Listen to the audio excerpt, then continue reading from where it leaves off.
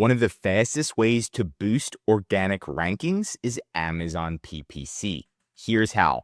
So we can look at actual data where people are on the seller forums complaining, hey, how do I rank? Why is my items not ranking? I used to have an organic rank of 4, but overnight the 2 ASINs were pushed to the bottom and replaced by other ASINs. So he's have a long selling product. And the thing is, sales rank is calculated based on all-time sales of an ASIN, where recent sales are weighted more than older sales. So pretty much you can have a new competitor come in that's running ads and you're not running ads. If they get more clicks and a little bit more sales, they're going to outperform you and get on page 1 organically before you. So right now, they're weighing a lot more on recent sales compared to new sales.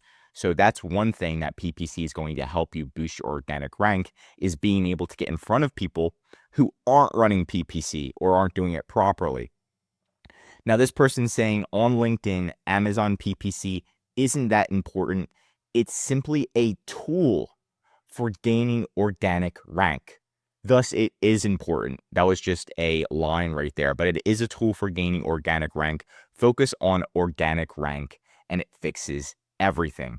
And in order to do that, you do need the right keywords, right? So we can even see this document right here. And what we're looking at to get organic rank to the best of our ability is doubling down on keywords we know.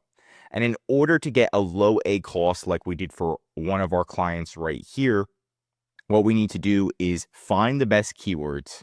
And then you can see we got the cost per click down to 2 cents per keyword, and that's getting that cost per click down. Now, I do have some slides on how to figure out the best keywords, because you need the best keywords first to improve your organic rank.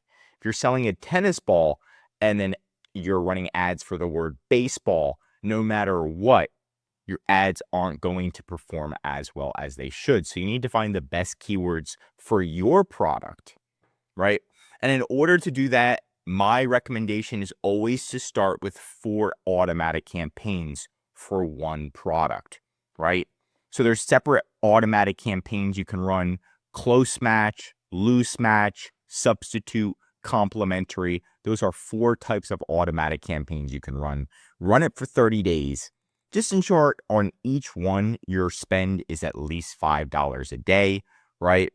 And then pull the search term report. Now, here's the sponsored products. You click create campaign, automatic campaign. You should know how to do that. If not, there is another video. And then after 30 days, you're going into your ads and you're pulling that sponsored ads report right there. Once you pull that sponsored ads report, what Amazon's going to show you is the customer search term that converted into a sale. And that's the data that you want. You can see somebody typed in bags for small business. We only spent 98 cents, right? And made $60.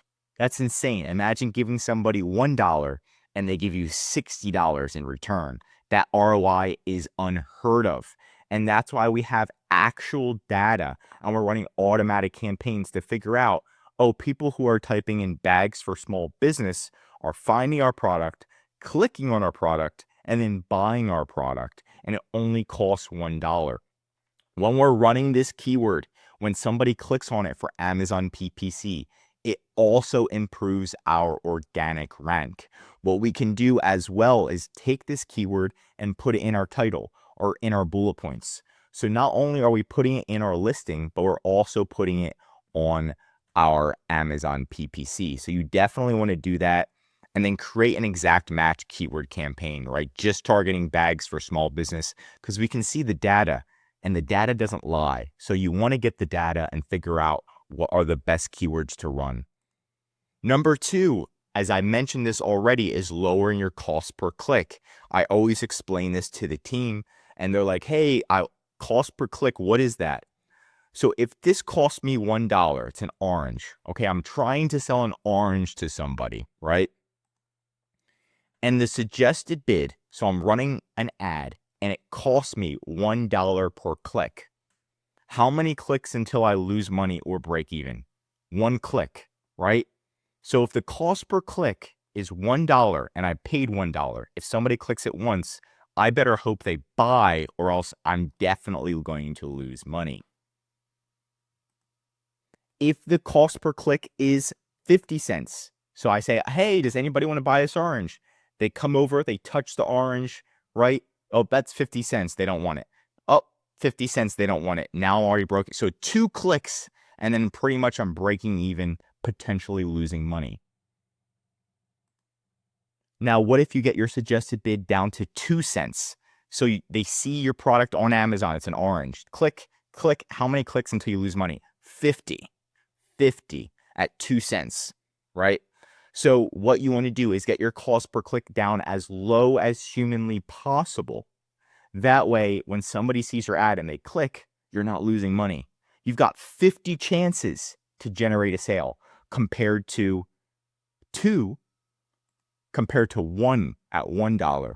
Stop following the suggested bid on Amazon. It's time to start lowering that suggested bid slowly so you can get a better profit, right? Now, to lower your cost per click and or suggested bid, what you're going to do is click on the campaign that's running. So let's say this is a campaign. You actually click on it. Then you're going to see a section that says total targets. Click on that.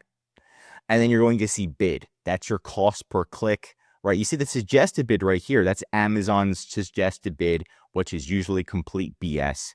What you want to do is you want to start going below Amazon's suggested bid and try to get it down as low as humanly possible.